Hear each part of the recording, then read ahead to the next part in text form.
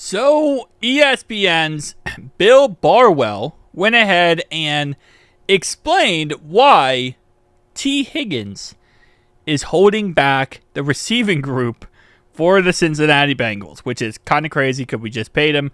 But nonetheless, they did rank us as our third best receiving group in the NFL, which is insanely crazy because when fully healthy, Jamar Chase is the best receiver in football. When fully healthy, Tee Higgins is a top 5 receiver. When fully healthy, we have the best. Period. End of story. No one has it close to us. Nonetheless, though, Bill Barwell says the thing that is holding us back is Tee Higgins' injuries. The only thing holding the Bengals back are the hamstrings of Tee Higgins. Healthy Tee Higgins might be the second best receiver in football, but he's missed 10 games over the last 2 seasons, primarily because of hamstrings and quad issues. He still managed 911 receiving yards and 10 touchdowns last season. A reminder of how he can make an impact even with Chase on the field. But it's disheartening to see such a talented player battle repeated hamstring issues, which is not the first player we've had in our franchise history who's been amazing but had hamstring injuries. Obviously, Tyler Eifert. Well, not hamstrings, but Tyler Eifert also dealt with injuries throughout his career. Now, depending on who you ask, okay, I'm not even going to get into this. I'll get into it a little bit, but if you remember last year and you watched last year, you know there was some fans who thought T was faking his injuries because he didn't want to play without a contract. Obviously, that was proven false. So, I'm just saying there's going to be some people who rebuke this saying that he was faking it. I just want to put that out there. He wasn't. 1,000% he wasn't, but I just want to put that out there. Out of the 80, how many games could he have played? He has 84 games total that he could have played throughout his career. He's played 70 of them. So he's missed 14 games in a total of 5 seasons. Obviously, as Bill does put out here, in the last 2 years, he's missed 10 games. Which, yeah, so he missed 5 this year, last year, 5 the year before that. Now, again, not every single game was because of his hamstrings. He left the Titans game, if you guys remember, because he had a rib injury. He got actually smashed in the ribs, so he had a rib injury. That's why he left that game. So it's not every single time a hamstring injury. But, yeah, it definitely does suck, when he's out on the field. You end up having Jamar Chase getting double-teamed, and then Yoshi or someone else has to step up and become that guy. A lot of times over the last season, it was Mike Gesicki who was that guy.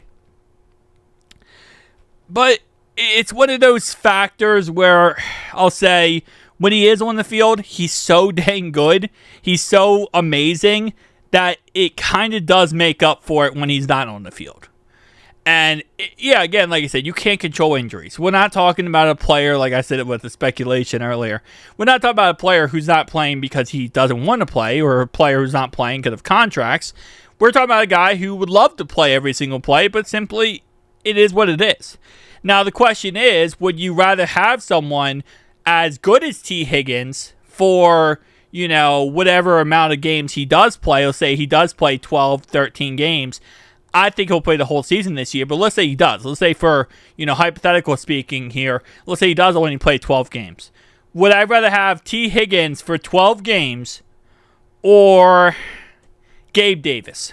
I'm just going to put Gabe Davis. No trash toward Gabe, but Gabe Davis. I'd rather have Tee Higgins. Even if I'm going to get Gabe Davis for 17 games, I'd rather have Tee Higgins. There's not many receivers that I could say, realistically speaking, outside the, obviously, the best, where I'm like, would I rather have T or would I rather have X receiver for a whole season? I'll take those 5 games where I don't have T as long as I have T for the other 12 games. That's kind of how I look at it. I understand, yes, his injuries definitely hold us back to a certain degree, but, it is what it is. It's a part of football, and it's not like it's something that he can control. So it's does hold us back, but to a certain degree, this is why we also need to get our running game going. It's why we also need to work on our offensive line.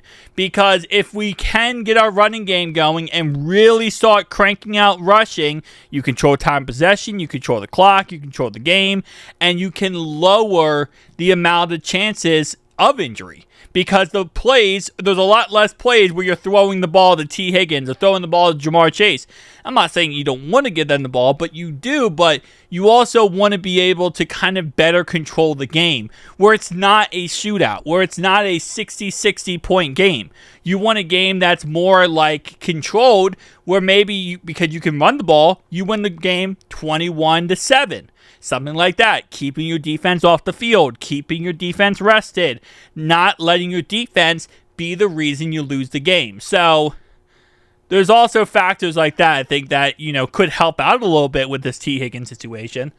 But, it is what it is. We've seen players like this before who get injured, and sadly, a lot of times, it ends up being the best players who have injuries throughout their career. So, I like, again, they've ranked us third.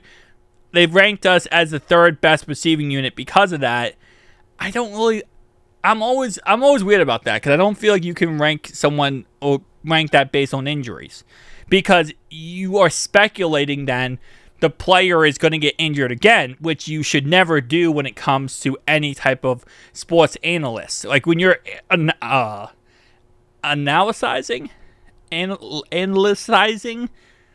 when you're trying big words, man, big words. When you're trying to give your analysis on something, you shouldn't base it on, well, this guy might get injured, because you never know.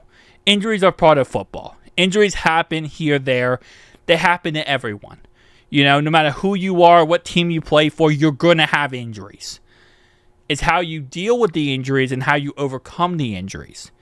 That's what's really important. But again, I don't know. I would rank, if I'm ranking receivers, I'm ranking them based on if they're fully healthy. So we have the best receiving unit in the NFL. That's period. End of story. Eagles are number 2 with A.J. Brown and Devonta Smith, but we're number 1, 100%. But it is what it is. It does suck, but this is why, again, get that run game going. Don't make it so that the receivers have to go out there and, get 600 route runs, right? You run the ball, you don't have to worry about that. Tell me down below your thoughts, and see you guys in the next one. Peace out.